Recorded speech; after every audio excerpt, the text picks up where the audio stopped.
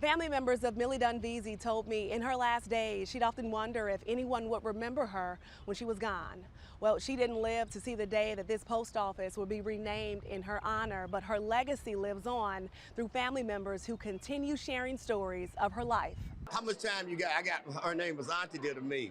The older ones called her sister, but she was Auntie dear to me. How she got that name, I don't know. Eugene Dunn Jr. says there's too many stories to tell about his aunt Millie Dunn Veasey, so he shared one of the last. She could talk, and she could talk for days and days. At her 100th birthday party, I thought she was going to talk till she was 101.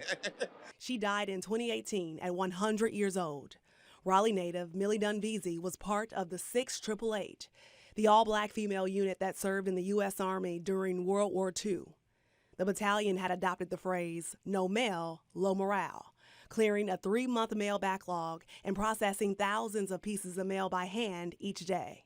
Eugene told me his aunt never spoke about being in the Army, but he always knew she was special. We didn't know all this until later on, but I knew she had done something. And that something was recognized today.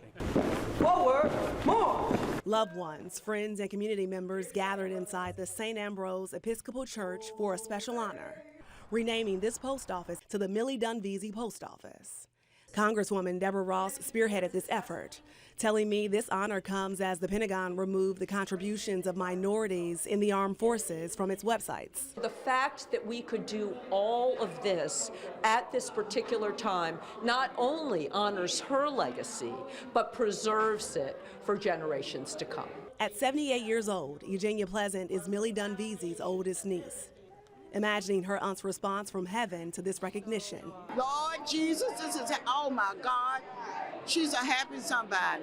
And she's glad that we have on her sorority colors. Bryce Kerner is one of Veasey's youngest great-nephews. It means a lot, especially coming from an HBCU graduate. So I went to North Carolina A&T, she went to St. Aug, and she also went to North Carolina Central. A woman many call a true hometown hero, and whose name is now etched in stone. I thank everybody. And Raleigh Mayor Janet Cowell issued a proclamation proclaiming May 9th as Millie Dunn Veasey Day.